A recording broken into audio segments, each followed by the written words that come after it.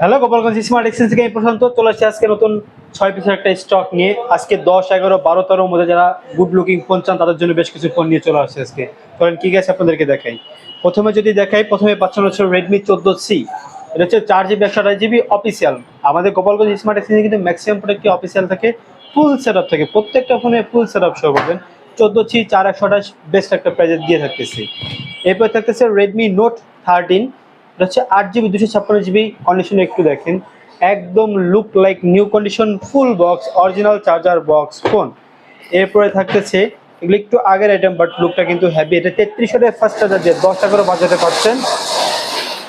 Realme C51 464 full set up official phone.